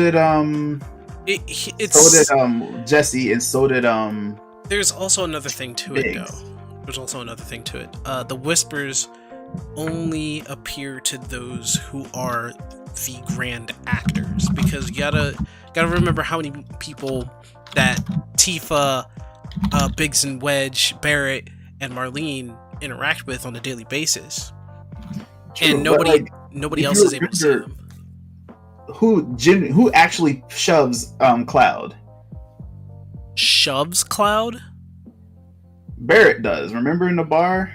I mean, there's a point in time where they actually make physical contact as well. I mean, but what I'm saying is that I don't know if the relevance of who's able to see the whispers at the point, because the interaction of Cloud is like a major plot point of what you're trying to say, because Aerith is basically the central focus, and what she knows is being leaked, because as soon as she touches Marlene gets an epiphany saying like, oh, this has happened before, I think. And Red 13 just, I don't know why they changed that, but when he touches Aerith, it's like, oh, now I can talk. But he Aerith also does that intentionally, though. Yeah. She does do that, and it's a little bit different than when everybody can see the whispers. Because think about how like her and Tifa high five, you know what I mean? And like early this dramatic moment, you know what I mean? Hold on. Anybody who, and then you have to think about Sung. I mean to say, he could see Or he couldn't see the whispers. Some couldn't see the whispers, but then what's his name could? What was his name? Rufus. Rufus could see him. Yeah. Rufus could see the massive storm of whispers outside of the makeup building. He's like, "What is this?" Hey, you're right. And Sun was like, Yeah. "What are you talking? Are you Like- okay, sir?" Like Yeah, I you're said, right. it's But did Rufus touch Aerith? yes, When? the tower. When? On the tower? When did he touch Aerith? I mean, He didn't. let's think about this for a second. All right, I'm listening. So, he didn't have to touch Aerith, even because you do fight him. Right, Cloud touches him. Yeah, and That's what I'm Tifa. saying. But that's what I'm trying to say too. The spread of the touch is not as important as how Aerith knows things. Well, I'm saying that other people end up interacting with her and seeing things, though, when it doesn't necessarily have to be a direct touch with her. I was just talking about that little detail. I wasn't saying about her knowing things, that being the big thing. I'm saying her interaction with people is also key to what's going on. Some have theorized that this is actually part of the live stream Aerith, not necessarily a different timeline Aerith. Does And Uh, that make sense? That's what I think it is. That was why I said Life stream Aerith. when Yes. Aerith died, she's still in the live stream. But when Sephiroth went back in time, he went to a different timeline. But does that necessarily mean that the other Aerith didn't follow him through the live stream? That's what I was thinking. I was like, That's possible. I mean, Yeah, because the whispers are part of that as well, are they not? right, exactly. And the whispers, if that's the case, if they're in a timeline that shouldn't know about what's going on, then why do the whispers, who are from the whatever their planet is, but from the planet, know about the future? So who's sending the whispers? so Right. Or is it the planet itself? And then more so, what about Aerith's comment about how every time the whispers touch her, she loses part of herself? So yeah, that's definitely a big thing. If this is the Aerith from the future, which means she's coming back through the live stream, does that not also mean that Sephiroth can go back through the live stream just as well? But he is part of the Ancients. So, well, no, he's not. He's part of Genova. Oh, well. He has nothing to do with the Ancients. I thought that he had at least the Blood Force or something weird, or Genova was part of it as well. No, Genova's an alien who tried to kill the Ancients. Oh, okay. And Sephiroth is born and growth from Genova cells within the womb of a He's regular just woman. delusional then. Alright, gotcha. Yes, pretty I'm much. just making sure. I had that fact checked. I didn't know that part, but I don't know. That was just a question. That wasn't me trying to assert anything. But at the end of 7, he also pretty much dies and goes into the live stream. He pretty much goes into the live stream. So it's very much possible for him being a sort of like banal entity to go back in time through the live stream along with Aerith. So both of them know things. Because remember, at the end of 7 Remake, Sephiroth didn't intentionally... Like, he didn't really want... I don't think he really wanted to just, like, kill Cloud or anything like that. He wanted Cloud to be like, join me, so we can change things. And Cloud was just like, the fuck are you talking about? Yeah, well, Sephiroth's definitely trying to change things for Right. the better. He knows his death, and if the Opera Omnia storyline has anything to say about it, he knows what he's trying to do. The planet is trying to stop his, like, tomfoolery, and Aerith is part of that, even though it's not entirely clear she knows everything that's going on, but she does know more than she should. Yeah. It's very interesting to figure out what's gonna lapse in the next portion of the game, especially since we haven't touched on the real big spoiler, but we don't have to.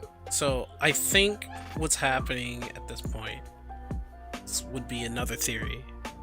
Aerith went back in time and pretty much possessed her old body, which so? means that the Aerith that we do know is still that Aerith back in time, but has like the Aerith from the future, mingled in. And every time she touches a whisper, is what they're called, part of her gets taken. So they're trying to take like all of Aerith back to where she's supposed to be, and they're trying to do that to Sephiroth, but Sephiroth, he's just too powerful. so he can't just be taken back, which is the reason why it looks like he's altering his original plan for the many different Sephiroth or Sephiroth copies that are out there. He has like a different plan. He's doing something different with them. Yeah, and we really can't discredit the sheer like spoiler that is the fact that he brought the meteor from the future. Like, did no one want to talk about that? Like, I don't hear enough about the fact that this man basically like used the whispers to he absorbed the whispers, right, and then used them to like summon the meteor he uses at the end of the game. Yeah. I'm like, okay, first of all, how would he even know? Second of all, like, what are you telling me right now? That no one was super concerned or had any commentary about that? I know that it wasn't particularly something they could comprehend. But like, even outside of the game, people were just like, where did Meteor even come from? Like, no one was just like, how did he even know? Or Sephiroth would, he wouldn't know how to do that. Comment on it during that part, if I'm not mistaken. I think I made a comment on that. The time limit that you had to deal with Sephiroth when he called that meteor. I think she made a comment on that when he brought it in. What did she say? Can't remember. I remember I was like, wait, Aerith, what? Like, I understand. Nobody should know what he's doing right now. Why are you making a comment on this? He should probably know what the hell's going on. Made a comment. I don't remember what it was. Yeah, I don't know. I might have to replay that part just to see, because the game just kind of sits you there. Although, also, did you beat it yet? Yeah. Did you play hard mode? No, I didn't play hard mode. Hard mode's hella fun, bro. You should play hard mode. Hard mode's also very hard, so... It is, but it makes you think through your material usage that much more. Yeah. And your MP usage, because it's not like you can just get it back at a bench. That don't reset till the next chapter. There's one additional thing I would like to say. Oh, and it's where your weapon builds really good. So, big spoiler, by the way. Through interference from Aerith, I think she set in motion for actors to appear, because she obviously knows what's going to happen in the future, but she also set up, if anybody really noticed, for many other people to survive. Not just Marlene. Well, Marlene's going to survive anyway. In particular, that one really got me. The moment that she said, "No, you can't," I'm like, "Why can't I?" Wait a second. And then all the whispers showed up. I was just like, "Bro." She was like, "Wait, stop!" And then he almost killed him. And he wasn't supposed to. Yeah, the whispers will interfere. I mean, they had to bring Barrett back because he's not supposed to die. Spoiler alert. I did say spoiler, right? I did say spoilers. What did you say? Barrett and the whispers having to intervene because they showed that in the last trailer, though. No, they didn't. I don't think they ever showed them helping Barrett. No, they didn't show him helping. They showed him getting stabbed. Oh, okay. They showed him getting stabbed, but it's like, huh? Why would you show that in the trailer? Didn't know the trailer, really? They showed it in one of them, yeah. And a lot of people were telling people to avoid that trailer in particular. Right, and because it was kind of dumb of them to do that. It was really dumb. That was probably the biggest shocker. That was the biggest plot twist that 7 Remake could have actually thrown at you, because all of the fans would have been like, "What?" And then all of the new people would have been like, "What?" For different reasons. They're like, "Why?" And we would have been like, "Why?" I think what is also evident is that through Aerith, the original characters are stronger than what they were supposed to be when they left Midgar. I mean, I don't know about that. They are, because there are certain limit breaks that you're not supposed to have when you leave Midgar in the original. Yeah, well, that you have in a remake. Barrett's big ass Kamehameha wave. I get it, but I don't know if that's plot related. This is only a theory, but if they leave Midgar, theory, don't do that, because I don't want nothing happening. if the next part comes out and perhaps there's like a layover, because you're not. What's your final level when you first beat the game? I don't remember. 50. Was it 50? No, not for me. It was not 50. What, by the end of when? The first run? The first run, yes. It was like 38, maybe. 30s, 20s, right? It was between there. I mean, because I went the extra mile to really grind out. Yeah. So like, I tried to find any enemy I could. I did everything I could. So regularly, if you go through 7 Remake, you will end up like somewhere like 28 to 30 when you leave Midgar. And in the original, you're only at like the teens. Now that's not like really relevant. I was like, oh, the level difference is there. No.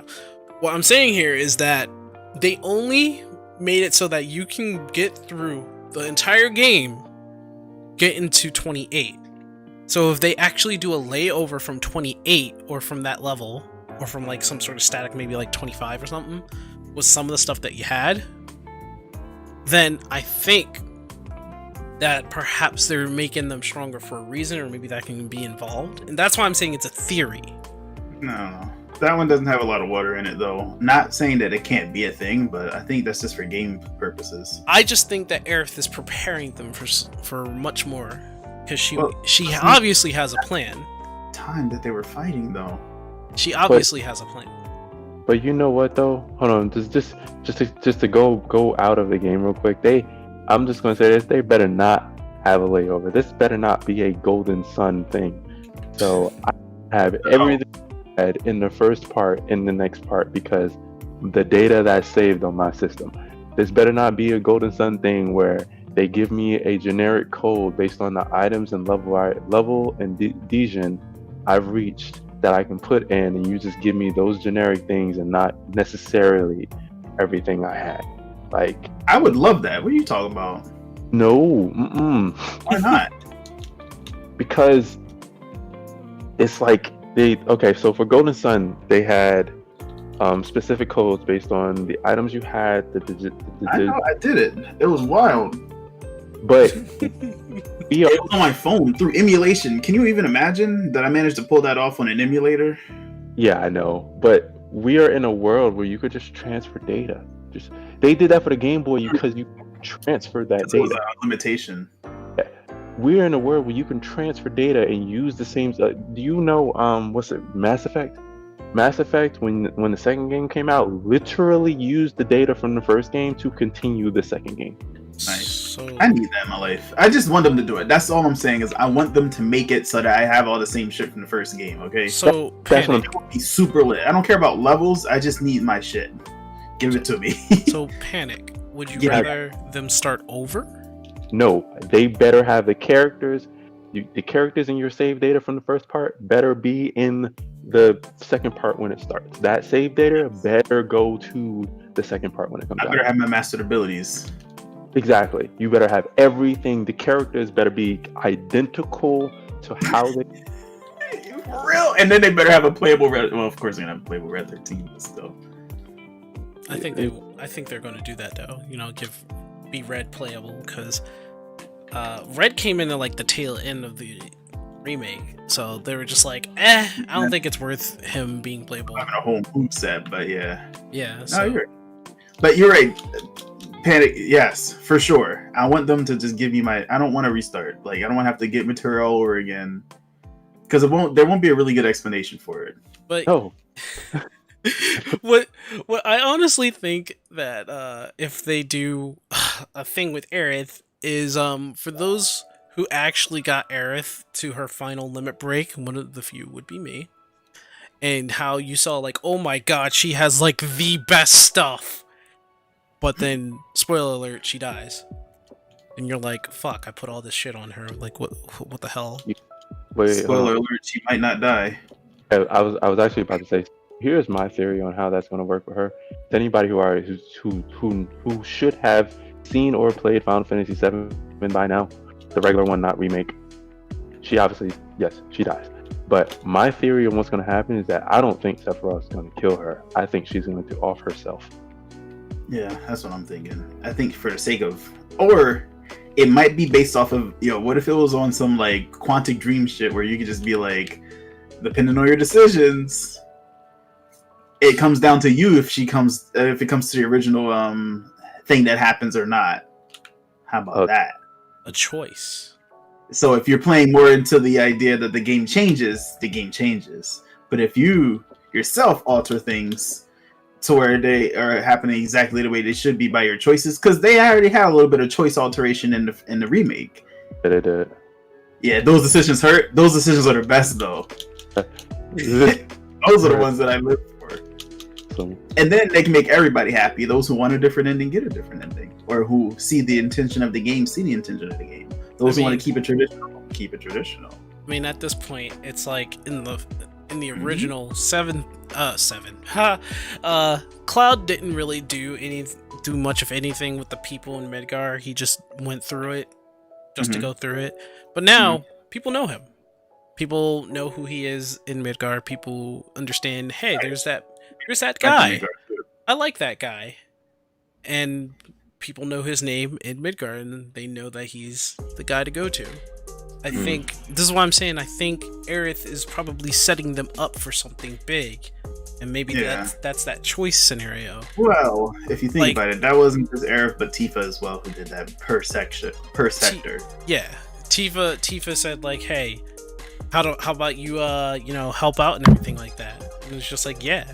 And then when they got separated, Aerith did the same thing, saying, "Hey, how about you help out everybody?" Tell you that's this game, bro. That was just a way to throw in the extra missions and get experience. Yeah, because he had to get his stuff too. Tifa had him work. Aerith had him get familiar with people. So did Tifa. That's why I'm saying, like, what's the difference? And then in the end, they were just like, "We need help because the sector just fell." It wasn't really. That's also. They have people survive that sector falling. That was all Wedge's fault. That was because Wedge lived and he was not. Listen, we're not gonna get into that one. That was all Wedge's fault.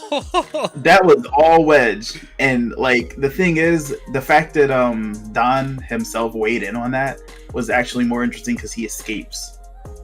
You don't really know what happens to Don in the original, do we? A few things also happen. One, we are introduced to a new character to the series that has something to do with the Don. But he ain't that important. But let's talk about. I think he will be. He might be. But I want to say Roche is going to be more important. I think. Oh my God, Roche. That boy came through. He might be another party member. The Class 3 soldier. I know. Wait. Who's Roche? Class 3 soldier you fight. The motorcycle. Oh, the motorcycle guy. Yeah. I mean, I think they're both significant. I think both him and the guy who Just say Noctis. No, I'm not gonna say Noctis. There's that. There's those two, and the fact that there's that secret laboratory under Midgar. Well, they finally tied that in from what is it? Dirge of Cerberus. They mentioned it in the other games, but they didn't really. Who played Dirge of Cerberus? I played Dirge of Cerberus, sir. Don't you give me that? I was all over. Dirge of Cerberus did not get a lot of people. Just a little mistake. You know what? They added lore to the game that is being incorporated into what's going on right now.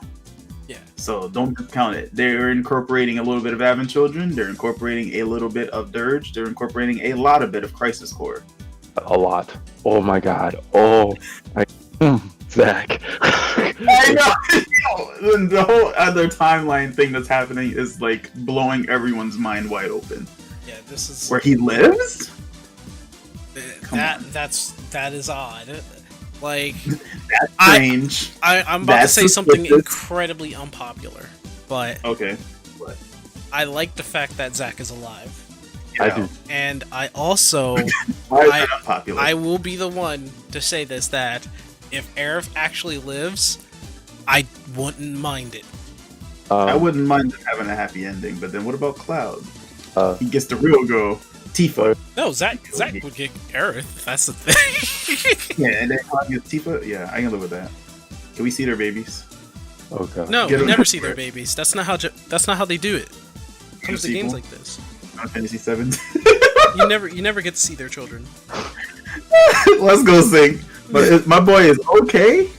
Yo, listen. The thing is, you said unpopular. Like everybody doesn't want Zach to live. Come on. Oh. No, well, people. I think that's a popular opinion that people want Zach to live, but the unpopular opinion is Aerith living. Oh no, I think it can happen, but I think that Panic Spin is a lot more wild and a lot more accurate. It seems to me more so like she wouldn't even like she might pull a whole Tidus on everybody. I actually wasn't real. All right. In Tidus's defense, he hit things. He was there. I mean, he hit things, but only at the moment that he realized that it was happening. His whole thing about Jecht, he didn't want to tell because of a whole different reason. But let's not go there. Okay, I mean, also the fact that spoiler alert, Tidus is what is known as spoiler for Final Fantasy X. He's a Fate's dream. He's a dream. They don't even know what that means, so you're not even good enough to spoiling this. That is a pretty much spoiler. People start playing the game and they're like, "What Fates and stuff and Aeons and stuff." It takes a couple playthroughs to really understand what the heck happened there. But he had no choice but to leave. He had no choice. He had no choice. But the Faith had a choice. But they were just complaining. What was that? Two, which is canon, he had some type of a choice because Tidus is alive. And really, it's more like Yuna had a choice. They were just like, at the end of the game, what triggers that is like, hey, do you want to see him again? She was like, you can say yes or no. If she says yes, you get that ending. Apparently, canonically, it's yes. Chizzy says, I still barely understand it. It takes a real understanding of the game's lore, which is well built. It's not like they did a bad job, but it is a little ambiguous, to say the least. All right. Were you about to say Panic? Layers. Yes, for sure. And then just not spoiler, but spoiler alert, but not really. There is going to be a 10-3. I know I didn't mention it on the podcast yet, but effectively the director's like, look, if these mofos can finish up with the Kingdom Hearts and the 7 remake stuff, then I'm going to grab my team and we're going to get right on that 10-3. He's like, they're like, really? Like, no, seriously. If they say, yeah, I'm doing it. I'm like, but, I mean, no, listen, I want to do this. I would I want this to be a thing. I would like to end this off by saying, though, that the director for 10 said that he wanted to... He wants to start plans for a 10-3. And he said to go back and listen to a certain... a certain story that only had Audible in it. Though it's not going to come off from that, he did say that he says that he believes that Tidus is alive, and that 10-3 would run off of the fact that Yuna said yes. Yeah. Mm-hmm. So yeah, and then but the thing is that I'm not sure if you remember this, Sync and Opera Omnia, Square Enix, I won't say canonized it there, but was like, okay, confirmed. Yuna said yes at the end of 2. Yeah. So like they in Opera Omnia when they interact, they're like one of their cutscenes was like points back to that scene, and they've been kind of just like chilling since then. So like she said yes. And so Tidus is back, and obviously, Anima just mentioned 10-3, and I had to go back and listen to that scene from the end of 10-2, which apparently is a secret scene. You have to do something specific for it. Yep. And I forgot Anima had showed it to me when we had the remastered version, and listening to that again, I was like, wow, they have a whole story fleshed out already. Yep. There was indeed a story fleshed out for 10-3. It just didn't work out. Certain complications. Yeah, at the time. And then Japan was like, but Final Fantasy X is our favorite Final Fantasy. They're like, really? He's like, yeah. Like, oh. Now, what about the West? 7, of yeah. Next to 7, 10 is pretty much right on its heels. No, and honestly, 7 isn't the most popular one in Japan. The popularity contest went to 10. Yeah. That wasn't even a thing that I knew about until they were just like, nah, listen, we all about that 10 over here. I'm like, okay, cool. I'd like to say that I would love to see 10-3. I would also be interested to see Aerith actually living. I would like to know. I'd love to be seeing a choice system implemented to make sure that people who are diehard fans can get their because everybody keeps jokes so they can't wait to see her get stabbed in 3D. I'm just like, listen. Yo, people are horrible. I mean, everybody was just like, I wonder why there's so much character development going into these characters that we know are about to pass. But then, sure enough, who lives at the end of Remake? Yeah, it might be someone else who actually dies, but you never know. It's also a possibility too, but it makes you wonder a little bit more if Jesse might not come out of nowhere again because of what's his name lived. They both died right in front of you, you know? Yeah. Spoilers. Funny, you help them right then and there. And we don't know what the heck happened to Wedge. Everybody's like, is Wedge dead? I'm like, man, it looks like those ghosts took really good care of that man. Like they said, did they shove him out the window? I'm like, that's what's implied. But so, Lord, I mean, it's implied that Wedge might have not made it, and also spoilers if you haven't gotten to the end of Remake. There were 2 particulars who are still alive. Just saying. I'm not gonna say their names. Wedge! No, Biggs lived, dude. What is happening? Yo, Biggs, I just want to talk. Biggs and Jesse, maybe, now that we're just gonna say it. Potentially Jesse. No, we don't know about you. See Jesse. Where do you see Jesse? She's in the other bed. Are you kidding me? Yeah, you can see her. I didn't see. No, I don't know. I don't remember seeing her. I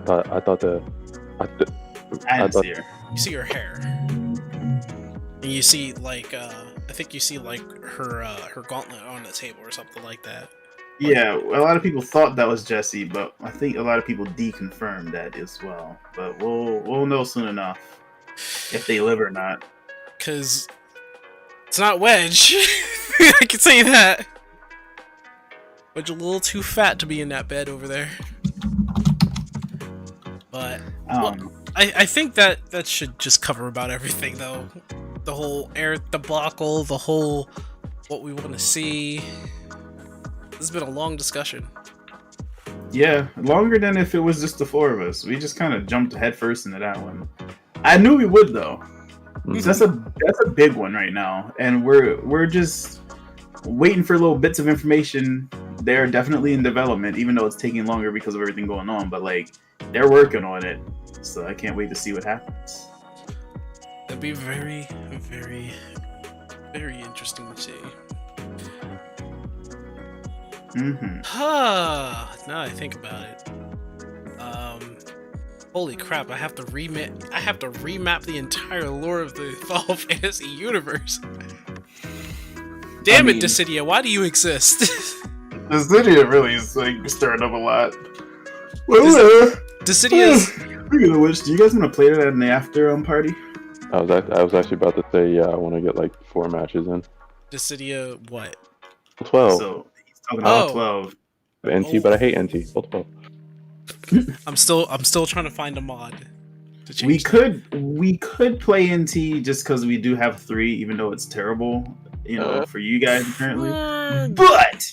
But we could also play something else entirely. I will indulge you. I've checked. The servers are down, dude. They're just down? What do you mean down? They took all. Okay, I don't know if you heard this, but the Dissidia servers, Dissidia NT, it's dead. The servers are dead. They killed the servers? They turned it off. When? Why? When? I made a video on this actually. I'm not sure when, but I do know that I made a video called Dissidia NT is dead because they turned everything off and you basically can't play it traditionally anymore online. Whack. How do you play it at all multiplayer then? You have to join like a private session with other people, And the only way to do that is to get in contact with somebody, and there is a Oh, Discord that was- server for that. Oh, so you can do private matches, but not like online ranked. Right. Hold on. I'm about to go check on that right now. But with that being said, it's the end of the podcast episode. Hope to see everyone back here in our glamorous looking apartment that I'm sure Animal's gonna remake into his Animal Crossing game. Right? Well, it was, but then I just turned that off. So I go check on these servers. I also was just, moving around the island because our podcast went on way longer. Right. Way longer. But thanks for everybody joining in. We will see you next week. See you guys then. Indeed. Bye. You're right. I'm out of trouble, Sonny. Hold on. I'll be right back.